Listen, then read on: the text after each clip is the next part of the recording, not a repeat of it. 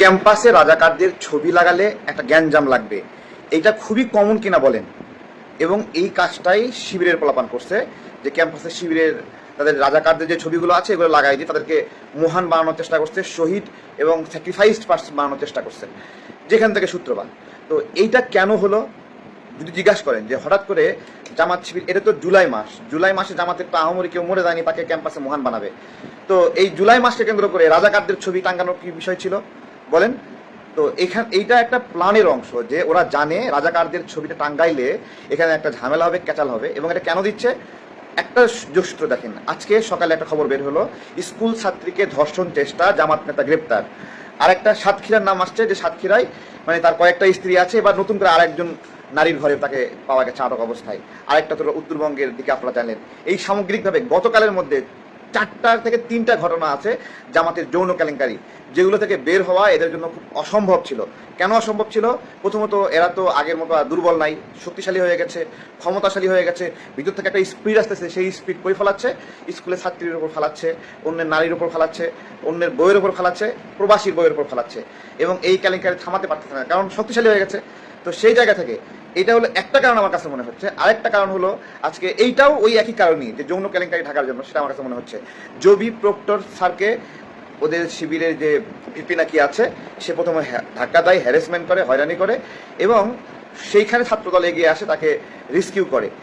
এইটা একটা ঘটনা। এখন আমার কথা হলো, বলেন তো, যে শিবির গতকালকে হলো রংপুরে যে ঝামেলাটা করলো, যে রাজাকারদের ছবি দিল, সেখান থেকে একটা হয়রানি হলো, হামলা টামলা হলো, এবং তারা বললো যে 2 মিনিট খেলতে পারোস না, এখানে খেলতে আসোস, এখন থেকে এটা স্বাধীন ক্যাম্পাস, ছাত্রদল মুক্ত ক্যাম্পাস বলে তারা ঘোষণা করলো। কিসের নিয়ে বিবাদ? রাজাকারদের ছবি নিয়ে বিবাদ। আজকেও দেখেন কোনো কারণ ছাড়া জগন্নাথ বিশ্ববিদ্যালয়ের প্রক্টরকে তারা ধাক্কা মারছে, হয়রানি করছে, হ্যারাসমেন্ট করছে, ছাত্রদলের ছেলেমেয়েরা আগাইতে গেছে। 2টা জায়গায় ছাত্রদল এগিয়ে যাওয়া খুবই স্বাভাবিক, রাজাকারদের ছবির ক্ষেত্রেও, প্রক্টরদের ক্ষেত্রেও। এবং এইটা দুটাই অমূলকভাবে তারা আসছে। তাহলে কেন আসছে? জাস্ট দেখেন যে ওরা পুরো সোসাইটির দৃষ্টি সরাতে চায়, এমন একটা বিবাদ সৃষ্টি করে। এখন সেটাও বিষয় না, এই ধরনের আচরণ করছে, ভালো কথা, আচরণ হয়ে গেছে, শাস্তি পাইছে। ওরা একটা ক্যাম্পাস দখল করছে, ছাত্রদল বিনিময়ে 3 ক্যাম্পাস থেকে ওদেরকে বিতাড়িত করছে। এটা একটা যোগ বিয়োগ, ঝগড়া বিবাদ বিভিন্ন রকম থাকতে পারে। কিন্তু আজকে নাসির উদ্দিন পাটোয়ারি ওরফে ডারবি নাসিরের ভিডিও কে কে দেখছেন? কে কে দেখছেন বলেন, এখানে একটু কমেন্ট দিবেন। বেচারাকে জাস্ট মুরগি বানায় দিছে। সে যে মেয়াদ উত্তীর্ণ পাতা খাইয়া বক্তব্য দেয়, গাঞ্জা খাইয়া বক্তব্য দেয়, আজকে কিন্তু সেটা প্রমাণিত হলো। একটা কথা উত্তর দিতে পারছে না, এবং তার কথাগুলো যে নাসিরউদ্দিন পাটোয়ারির কথাগুলো যে মিথ্যা কথা, খালেদ মহিউদ্দিন ভাইয়ের ভিডিওগুলো শোনেন, তার কথাগুলো একটা একটা পয়েন্ট দিয়ে ধরতেছে, বেচারা কোনো উত্তর দিতে পারতেছে না। এই গুজব দিনের পর দিন ছড়ায়ে সমাজে অস্থিতিশীলতা তৈরি করতেছে, এবং একের পর এক ব্যাধি করে গেছে। এটাকে রাজনীতি মনে করছে, এটাকে উপরে ওঠার সিঁড়ি মনে করছে, এবং এইটাকেই এইরকম যে ওরে কেন মারে না, মারলেও ভাইরাল হবে, এবং সেটা জাস্ট মানসিক রোগী। এবং সর্বশেষ কি করলো, চোখে একটা পট্টি লাগাইলো, লাগায়ে বলতেছে যে, এরা কি বলতেছে যে হাজার হাজার চোখ দেবে, তারপরেও তারেক রহমানকে উৎখাত করবে। আমার প্রশ্ন হলো, এই যে সার্জিস, এই যে পাটোয়ারি, এই যে নাহিদরা হাজার হাজার চোখ দেওয়ার কথা বলে, একটা প্রশ্ন উত্তর দিতে পারবে? এই জুলাই গণ অভ্যুত্থানের মধ্যে ওদের ক্যাম্পাসের কয়জন ছাত্র মারা গেছে? একটা কথা উত্তর দিতে পারবে না।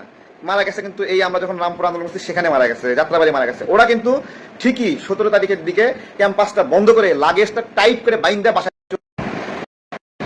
ওরা কিন্তু ঠিকই ক্যাম্পাসটা বন্ধ কইরা লাগেজ টাগেজ গুছায় বাড়ি চলে গেছিল, এবং পুরা মুক্তির যে সম্ভাবনা ছিল সেই সম্ভাবনাকে পা দিয়ে মাইরা, কবর দিয়া, আপোষ কইরা, এবং যারা আন্দোলন করছে তারা সন্ত্রাসী, এই ধরনের মানে ট্যাগিং দিয়া তাদেরকে মারা বৈধ, তাদেরকে হত্যা করা বৈধ, এই ধরনের ট্যাগিং দিয়া এরা এখান থেকে বিদায় নিয়েছিল। এখন এটা বলা সহজ, চোখ লাগলে চোখ দেবে, তারেক রহমানকে উৎখাত করবে, লাশ লাগলে লাশ নেবে, তারেক রহমানকে উৎখাত করবে। তো এইটাই আর কি বিষয়। যে গুজবটা ছড়ানোর চেষ্টা করেছিল যে হবিগঞ্জে ছাত্রদল নেতা তাকে মারতেছে, একটা ছাত্রদল নেতাকে ট্যাগিং করে তার ক্যারিয়ার ধ্বংস করার জন্য যে ষড়যন্ত্র করছিল, পরবর্তীতে দেখা গেল তার সঙ্গে যার মারামারি সেই ছেলেটা ওই আলিফ ছেলেটা না। তাহলে আলিফের চোখটা নিল কে? এই প্রশ্ন কেউ কখনো করেছেন? কার এত প্রয়োজন হলো? তো যাই হোক, ভালো থাকবেন। এই যে মিথ্যা দিয়ে খেলা, এই মিথ্যা, প্রত্যেকটা মিথ্যার পিছনে একটা কারণ আছে। অহেতুক জুলাই মাসে রাজাকারদের কি বলেন? জুলাই মাসে রাজাকারদের ছবি ক্যাম্পাসে ঝুলাতে হবে কেন? কেউ উত্তর দিতে পারবে?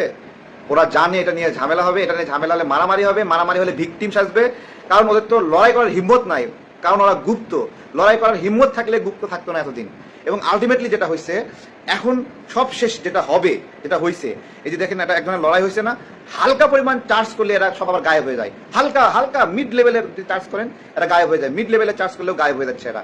সুতরাং এদেরকে, এবং এরা যে আজকে থেকে দেখবেন যে গুপ্ত হওয়া শুরু হয়েছে, কালকে থেকে এদেরকে একটা দেখা যাবে না, সুইচ মাইরে জামাতি ইসলাম হয়ে যাবে, তাবলিগ জামাত। আপনারা বুঝতে পারবেন কালকে থেকে যে নাই নাই হাওয়া হয়ে।